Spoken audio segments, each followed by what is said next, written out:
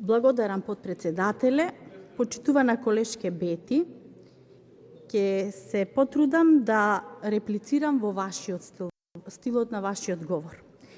Во услови на најсиромашна, најзадолжена држава, кога луѓето рошкаа по континери, а и илјадници стечајци се борјат да добијат некаква си надокнада, на вашиот грујо му текна да го гради Скопје 2014.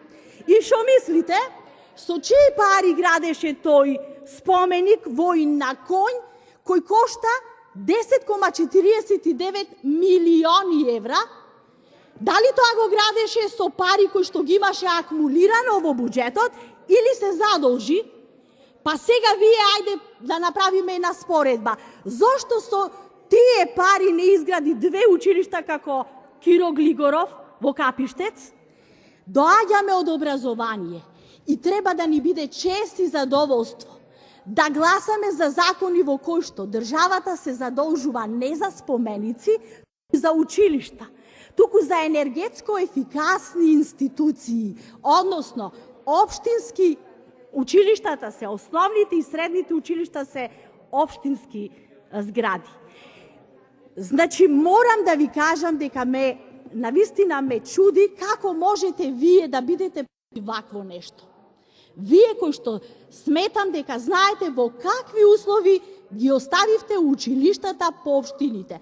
Нели сакате во вашето училиште кај што предававте или во мојата гимназија во Охрид да биде енергетски ефикасна? Дограмата, фасадата, покривот. Нели знаете дека најголемиот долг на општините беше токму заради потрошувачката на електричната енергија и тука беа заглавени многу училишта? Со вакви енергетски ефикасни училишта ќе имаме заштеда најмалку од 30%. Најмалку, велам. И уште не. Покрај заштедата во делот на економијата, ние ќе направиме и нешто за животите на нашите најдраги. Се залагаме за екологија. Па ние сме влезени во 21 век. Ние не треба да се занимаваме со тоа кој, што, како треба да направил. Ако направило ВМРО енергетско ефикасни институции, односно државни, општествени институции, тогаш ние ќе работевме сега на нешто друго. Ама ние се враќаме чекор назад, заради тоа што ВМРО ги потреши сите буџети за некои глупости од типот палми, од типот компјутер за секое дете кој заврши во одредени депоа на училиштата.